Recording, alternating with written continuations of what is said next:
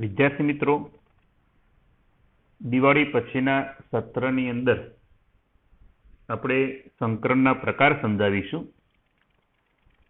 સંકરણ કોને કહેવાય, સંકરણની અગત્યની શરતો કઈ હતી, ની ખાસિયતો કઈ હતી, મેં તમને જે રિવિઝન લેક્ચર મૂક્યો એની અંદર આગળ પણ આપણે સમજાવેલું હતું. તો સંકરણના પ્રકાર આપણા સિલેબસમાં એક SP સંકરણ, બીજું SP2, SP3, SP3D અને SP3D2 આટલા સંકરણ આપણા સિલેબસની અંદર છે. હવે SP સંકરણમાં આપણને સંજ્ઞા ઉપરથી ખબર પડે કે કઈ કક્ષકો ભાગ લેશે. એક S અને એક P, એક S કક્ષક અને એક P કક્ષક સંકરણની અંદર ભાગ લેશે. મિત્રો યાદ કરો, જેટલી પરમાણુ કક્ષકો વચ્ચે સંમિશ્રણ થાય એટલી સંકર કક્ષકો હંમેશા ઉત્પન્ન થાય, અથવા સંકૃત કક્ષકો જેને કહેવાય. તો એક S અને એક P, તો બે કક્ષકો વચ્ચે સંમિશ્રણ થયું તો બે સંકૃત કક્ષકો ઉત્પન્ન થાય. આ બે SP સંકૃત કક્ષકો અવકાશમાં કેવી રીતના ગોઠવાયેલી હોય, તો મિત્રો આ રીતે અવકાશમાં ગોઠવાયેલી હોય. બે SP સંકૃત કક્ષકો જે ઉત્પન્ન થાય એ આ રીતે અવકાશમાં ગોઠવાયેલી હોય.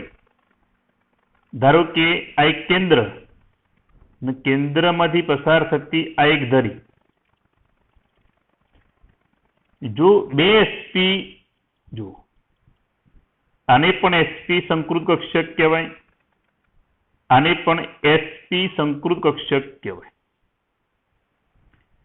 કારણ કે આ બંને સંકૃત કક્ષકો કેવી રીતના ઉત્પન્ન થયેલી છે, એક S અને એક P કક્ષકના સંમિશ્રણથી આ બંને ઉત્પન્ન થયેલી છે. એટલે આને પણ SP સંકૃત કક્ષક કહેવાય, આને પણ SP સંકૃત કક્ષક તરીકે ઓળખવામાં આવે. કેવી રીતના ગોઠવાયેલી છે, તો એક રેખીય આકારની અંદર ગોઠવાયેલી છે. અને અહીંયા આપણે આ બંધકોણ વિચારીએ તો એ બંધકોણનું મૂલ્ય કેટલું થાય મિત્રો, 180 ડિગ્રી જેટલું થશે. તો આટલું યાદ રાખજો, જે અણુમાં SP સંકરણ થતું હોય એ અણુનો આકાર કેવો હશે મિત્રો, રેખીય. એમાં બંધકોણનું મૂલ્ય કેટલું હશે, તો 180 ડિગ્રી જેટલું બંધકોણનું મૂલ્ય એની અંદર હશે. હવે SP સંકૃત કક્ષકો જે ઉત્પન્ન થઈ એમાં S અને P ની લાક્ષણિકતા કેટલી? લાક્ષણિકતા મતલબ એ થયો, એક S અને એક P જેની લાક્ષણિકતા 50-50% થઈ, કે બંને એક એક, એટલે ટકાવારીમાં આના 50% અને આના 50% થયા. તો SP સંકરણની અંદર S ની લાક્ષણિકતા 50% થઈ અને P ની લાક્ષણિકતા 50% થઈ. ધ્યાન આપજો. બીજું આપણે SP2 સંકરણ. તો સંજ્ઞા ઉપરથી ખબર પડે મિત્રો, એક S કક્ષક અને બે P કક્ષકો સંકરણની અંદર ભાગ લેશે. તો એક S અને બે P, તો કેટલી સંકૃત કક્ષકો ઉત્પન્ન થઈ? 3. 3 સંકૃત કક્ષકો ઉત્પન્ન થઈ. તો આ 3 સંકૃત કક્ષકો અવકાશમાં કેવી રીતના ગોઠવાશે? તો એવી રીતના ગોઠવાશે કે જેથી એ વધુ સ્થિરતા પ્રાપ્ત કરે તો એ 3 સંકૃત કક્ષકો અવકાશમાં આ રીતના ગોઠવાશે. આ કોને કારણે ઉત્પન્ન થઈ? એક એસ અને બે પી ના કારણે. એટલે આને sp2 સંકૃત કક્ષક કહેવાય, આને પણ sp2 સંકૃત કક્ષક કહેવાય અને આને પણ sp2 સંકૃત કક્ષક તરીકે ઓળખવામાં આવે. એની અંદર અવકાશમાં કેવી રીતના ગોઠવાયેલી હોય તો આ રીતે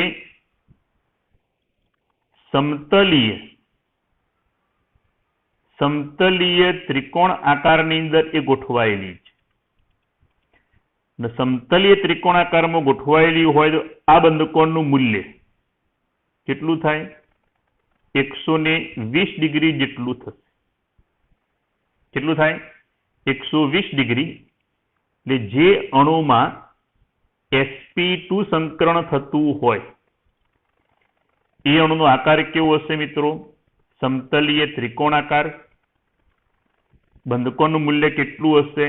તો બંધકોણનું મૂલ્ય 120 ડિગ્રી જેટલું જોવા મળે.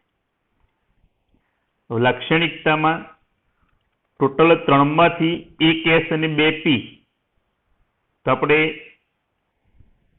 આનો ત્રીજો હિસ્સો કહેવાય તો 1/3 ને અહીંયા 2/3 તો 33.33% થયો. આનો કેટલો થયો? 66.66% એની લાક્ષણિકતા થઈ.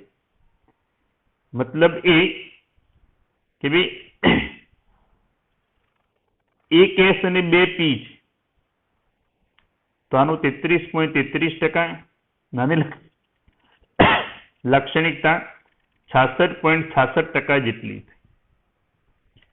તો sp3 સંકરણ તો સંજ્ઞા ઉપરથી ખબર પડે 1 એસ અને 3 પી કક્ષકો સંકરણમાં ભાગ લે તો કુલ સંકૃત કક્ષકો કેટલી થઈ મિત્રો? તો કુલ સંકૃત કક્ષકો કેટલી થઈ? 4. હવે આ 4 સંકૃત કક્ષકો અવકાશમાં કેવી રીતના ગોઠવાશે?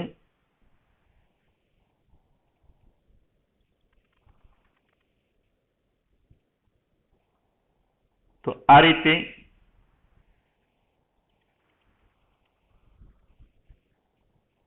સમચતુષ્ફલકી આકારમાં ગોઠવાશે.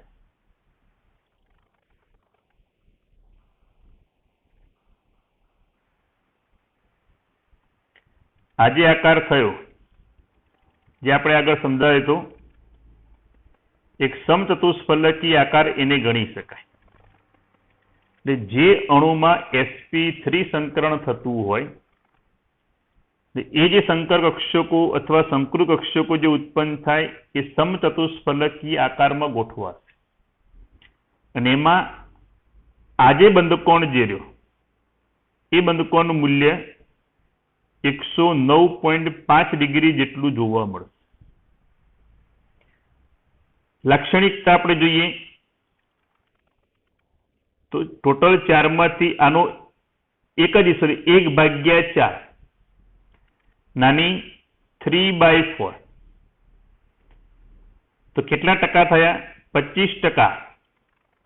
નાના કેટલા ટકા થયા? 75% થયા.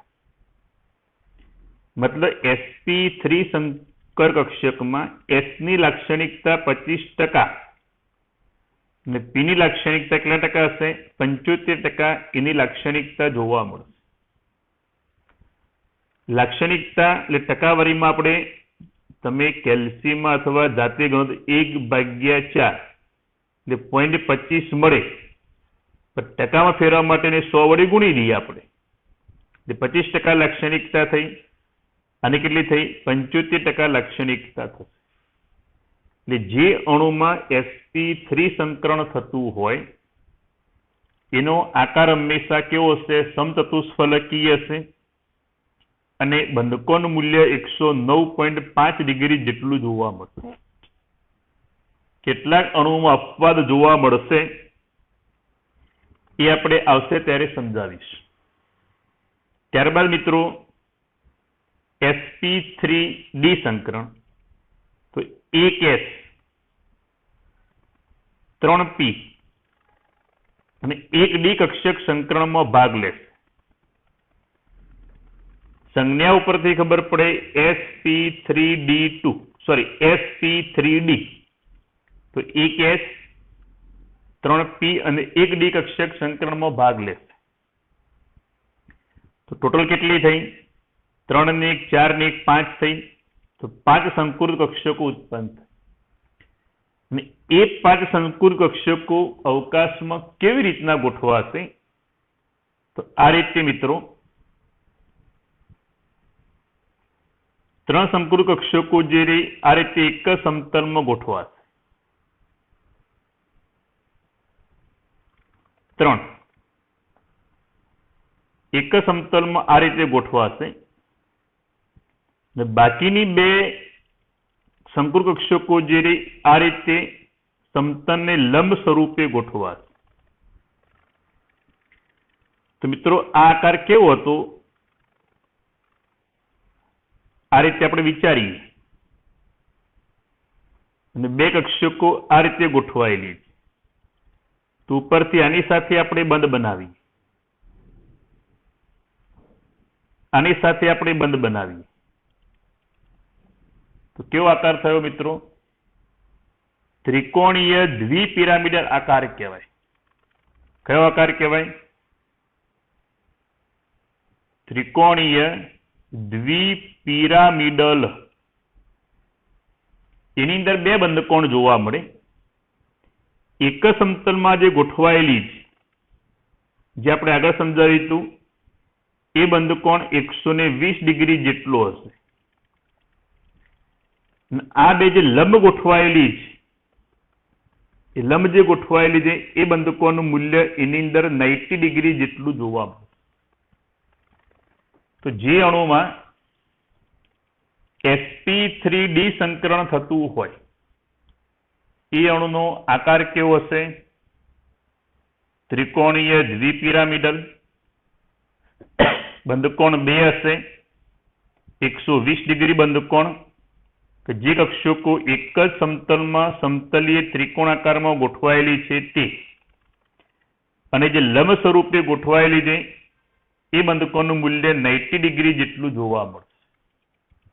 હવે લાક્ષણિકતા આપણે વિચારીએ તો જુઓ, કુલ કક્ષકો કેટલી? 5. તો આ રીતે લાક્ષણિકતા s કેટલી હતી? તો 1. તો 1/5. p કેટલી હતી? 3. તો 3/5. d કેટલી હતી? 1. તો 1/5.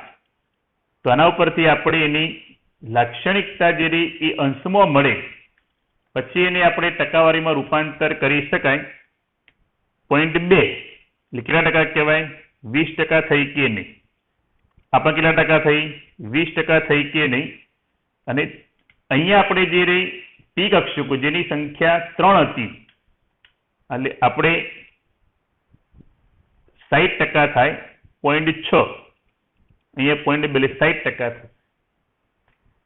એટલે જેટલી કક્ષકો સંકરણમાં ભાગ લેતી હોય એને કુલ કક્ષકો વડે આપણે ભાગી દઈએ તો આપણે લાક્ષણિકતા એને કેટલા ટકા એની અંદર સંકરણમાં ભાગ લીધેલો હશે એ લાક્ષણિકતા આપણને મળે. ત્યારબાદ આપણે sp3d2 તો કેટલી કક્ષકો ભાગ લે? 1s 3p અને 2d. કુલ કેટલી ઉત્પન્ન થાય? 6. તો આ 6 સમકૃ કક્ષકો અવકાશમાં કેવી રીતના ગોઠવાય? તો જો હું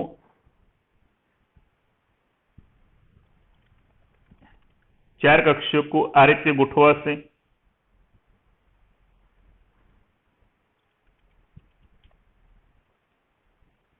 આમ આપણે દોરીએ તો એ બીજા લંબ સ્વરૂપે આ રીતે ગોઠવાયેલી છે. બાકીની 2 એ સમતલીય સમચોરસ જે બને એને લંબ સ્વરૂપે ગોઠવાશે. આ રીતે એક લંબ સ્વરૂપે ગોઠવાશે. આમ આપણે જોડી દઈએ અને ઉપરથી આ રીતે જોડીએ તો આવો આકાર આપણે આગળ બની ગયા. કયો આકાર કહેવાય? અષ્ટફલકીય. કયો આકાર થયો મિત્રો? અષ્ટફલકીય. દરેક અક્ષકો એકબીજા લંબ સ્વરૂપે ગોઠવાયેલી છે.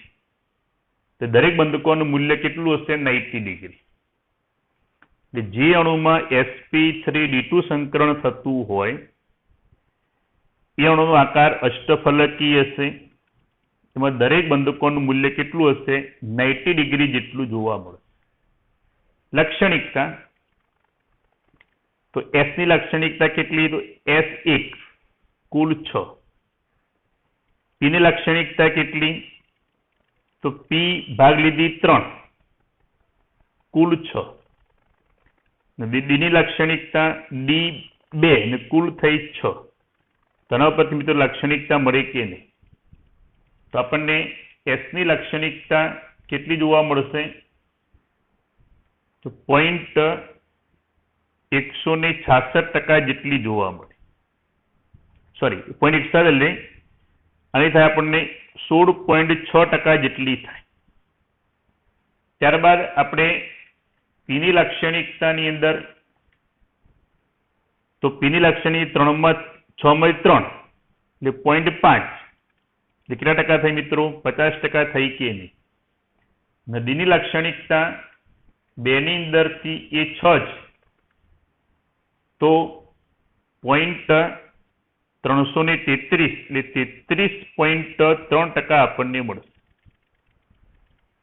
તો આ રીતે sp3d2 માં spd ની લાક્ષણિકતા આ રીતે, અથવા લાક્ષણિકતા મતલબ એટલે આ સંકરણમાં S નો હિસ્સો કેટલો હશે, P નો હિસ્સો કેટલો હશે, D નો હિસ્સો કેટલો હશે, એ લાક્ષણિકતા તરીકે ઓળખવામાં આવે. ક્લિયર મિત્રો? તો આ રીતે જે અણુમાં sp સંકરણ થાય એ અણુનો આકાર કેવો હશે? રેખીય. બંધકોણ કેટલો? 180 ડિગ્રી. S ની લાક્ષણિકતા કેટલી? 50%. P ની કેટલી? 50%. sp2 સંકરણ થાય એમાં અણુનો આકાર કેવો હોય? સમતલીય ત્રિકોણાકાર. બંધકોણ 120 ડિગ્રી. S ની લાક્ષણિકતા 33.33%. P ની 66.66%. sp3 તો 1 S અને 3 P અણુનો આકાર કેવો હોય? સમચતુષ્ફલકીય. બંધકોણ કેટલું? 109.5 ડિગ્રી હોય. S ની લાક્ષણિકતા 25%. P ની લાક્ષણિકતા 75%. sp3d સંકરણ થાય તો અણુનો આકાર ત્રિકોણીય. આગળ સમજાય રીતે ત્રિકોણીય દ્વિપિરામિડલ આકાર જોવા મળે. બે બંધકોણ હશે. એક જ સમતલમાં ગોઠવાયેલી કક્ષકો વચ્ચે 120 ડિગ્રી થાય. લંબ સ્વરૂપે ગોઠવાયેલી બંધકોણનું મૂલ્ય 90 ડિગ્રી હશે. S ની લાક્ષણિકતા 20%, P ની 60% અને D ની લાક્ષણિકતા પણ કેટલી હશે? 20% હશે.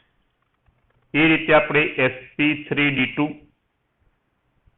જે અણુમાં sp3d2 સંકરણ થાય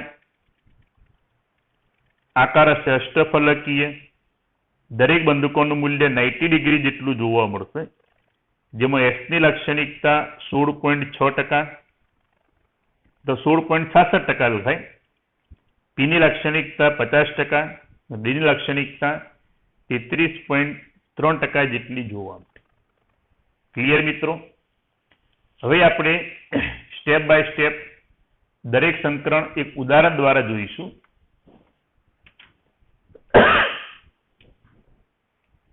આપણે ખાલી માહિતી આપી. હવે જોઈએ આપણે sp સંકરણ.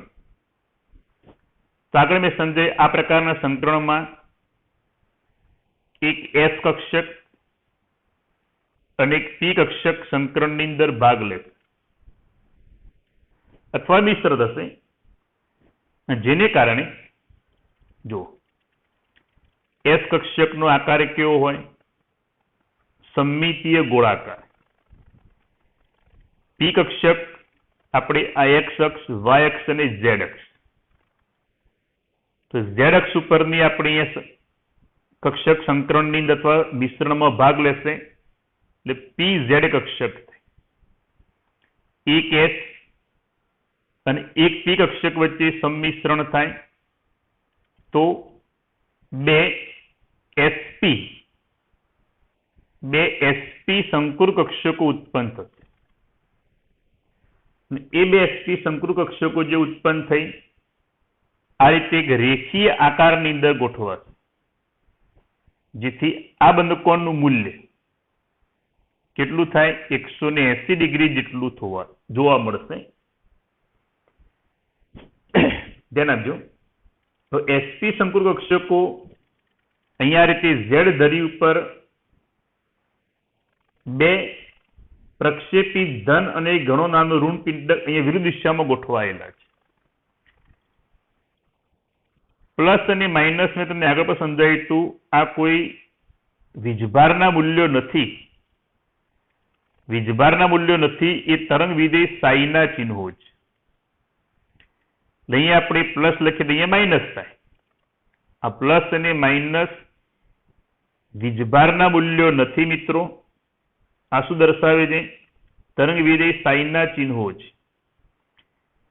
પિંડક મતલબ આ ભાગ, આ મોટો ભાગ, સામે નાનો ભાગ, એટલે ધન પિંડક કહેવાય, નાનો ભાગ ઋણ પિંડક. આ ધન પિંડક સામે વિરુદ્ધ અહીંયા નાનો ભાગ ઋણ પિંડક કહેવાય. આપણે ખાલી આગળ મેં સમજાવી રીતે આ જ પ્રમાણે કક્ષકો દર્શાવવાની.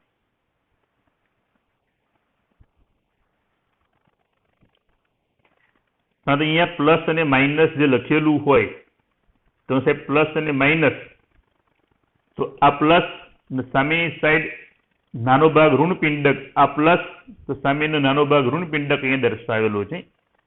પણ આપણે એક એસ કક્ષક અને એક પી કક્ષક વચ્ચે સંમિશ્રણ થયું તો બે એસપી શંકુર કક્ષકો જે ઉત્પન્ન થઈ ત્યારે તે ઝેડ ધરી ઉપર ગોઠવાયેલી હોય, જેથી એનો આકાર રેખીય થાય. બંધકોણનું મૂલ્ય કેટલું થાય? 180 ડિગ્રી જેટલું થશે. મેં આગળ સમજાવ્યા પ્રમાણે એસની લાક્ષણિકતા કેટલી થઈ? 50% જેટલી થઈ. પીની લાક્ષણિકતા કેટલી થઈ? 50% જેટલી થઈ. હવે આપણે ઉદાહરણ જોઈએ તો BCl2. તો BCl2 માં બેરિલિયમ પરમાણુ એ મધ્યસ્થ પરમાણુ કહેવાય. તો BCl2 તો બેરિલિયમ નો પરમાણુ ક્રમાંક કેટલું થાય મિત્રો? 4. તો 4 થઈ ઇલેક્ટ્રોન રચના શું થાય? 1s2 અને 2s2 ઇલેક્ટ્રોન રચના થાય. મિત્રો ધ્યાન આપજો, અહીંયા જેટલા બંધ બને, આપણને BCl2 માં બેરિલિયમ સાથે 2 Cl પરમાણુ જોડાયેલા છે.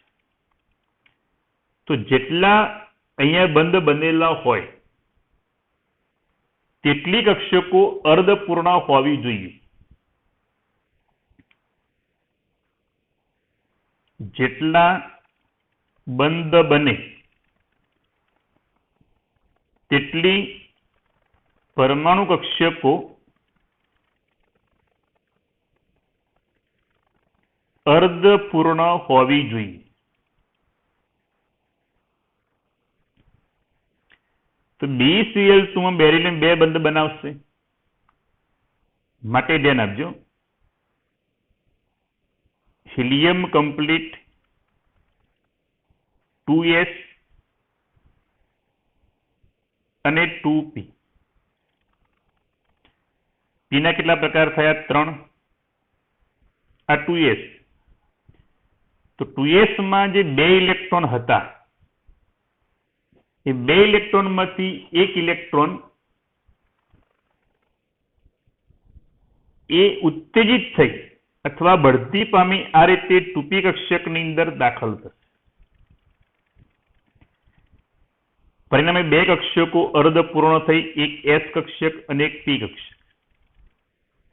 તો આ રીતે એક એસ કક્ષક અને એક પી કક્ષક એમની વચ્ચે સંમિશ્રણ થઈ બે sp2 સંકુલ કક્ષકો ઉત્પન્ન થશે.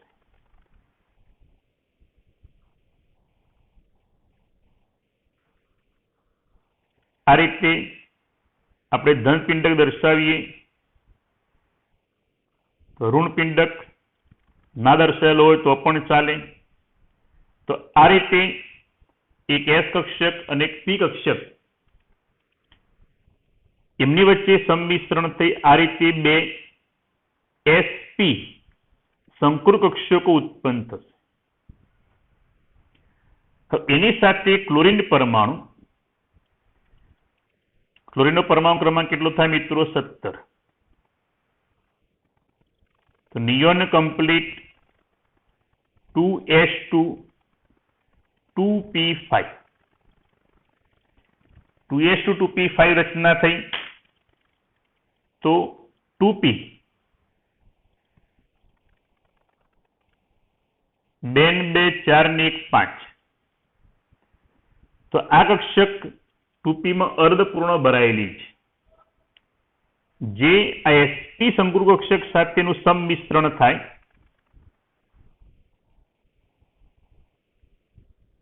એક પી આની સાથે બીજી ક્લોરીનની પી કક્ષકનું અહીંયા સંમિશ્રણ થશે, પ્લસ અને માઇનસ, આ પ્લસ અને માઇનસ. એટલે આ થઈ ક્લોરીનની આપણે વિચારીએ pz કક્ષક, કારણ ઝેડ ધરી ઉપર અહીંયા આપણે કક્ષકોનું સંમિશ્રણ કરેલું છે. આ થઈ ક્લોરીનની pz કક્ષક. તો આ રીતે બેરિલિયમમાં આ એક BeCl બંધ બનશે, બીજો BeCl બંધ આ રીતે બનશે. ઝેડ ધરી ઉપર ગોઠવાયેલી છે માટે એનો આકાર કેવો કહેવાય મિત્રો? રેખીય એનો આકાર થયો. આ જે બંધકોણ જે રહ્યું એ બંધકોણનું મૂલ્ય કેટલું થયું? 180 ડિગ્રી જેટલું બંધકોણ થશે. તો આ રીતે BeCl2 માં કયું સંકરણ થયું? sp સંકરણ થયું, જેમાં આ રીતે બેરિલિયમ પરમાણુમાં ઇલેક્ટ્રોન રચના 1s2 2s2 હતી, પણ અહીંયા બે Cl પરમાણુ જોડાયેલા છે. એટલે બે બંધ બને, જેટલા બંધ બને તેટલી પરમાણુ કક્ષકો અર્ધપૂર્ણ હોવી જોઈએ. તો બે અર્ધપૂર્ણ થવા માટે 2s કક્ષકમાંથી એક ઇલેક્ટ્રોન પી કક્ષકમાં એ બઢતી પામશે, જેથી બે કક્ષકો અર્ધપૂર્ણ થશે. ત્યારબાદ એક 2s અને એક 2p એમ બે કક્ષકો વચ્ચે સંમિશ્રણ થઈ આ રીતે બે sp સંકુલ કક્ષકો ઉત્પન્ન થશે, જેની સાથે ક્લોરીન પરમાણુની આ pz કક્ષકો સંમિશ્રણ પામી BeCl2 અણુ બનાવશે, જેમાં બે BeCl બંધ જે રહ્યા આ રીતે એક રેખીય આકારની અંદર ગોઠવાયેલા હશે, જેમાં બંધકોણનું મૂલ્ય કેટલું થાય? 180 ડિગ્રી. મિત્રો બંધ બે પ્રકારના હોય, એક સિગ્મા બંધ અને એક પાઈ બંધ. તો અહીંયા કયો બંધ કહેવાય? તો આ કેન્દ્ર અને આ Cl નું કેન્દ્ર, આ બેરિલિયમ પરમાણુનું કેન્દ્ર, આ ક્લોરીન પરમાણુનું કેન્દ્ર. તો બે કેન્દ્રને જોડતી બંધ ધરી ઉપર બંધ બનેલો છે. અહીંયા બેરિલિયમ પરમાણુનું કેન્દ્ર, આ Cl પરમાણુનું કેન્દ્ર. તો બે કેન્દ્રને જોડતી બંધ ધરી ઉપર આ બંધ બનેલો છે, માટે એ બંધ કયો કહેવાય? સિગ્મા બંધ કહેવાય. કેટલા સિગ્મા બંધ થયા? 1 અને 2. એટલે બે સિગ્મા બંધ એની અંદર રચાશે. તો આપણે આજના લેક્ચરની અંદર એક sp સંકરણ વિશેની માહિતી તમને આપી. ઓકે મિત્રો.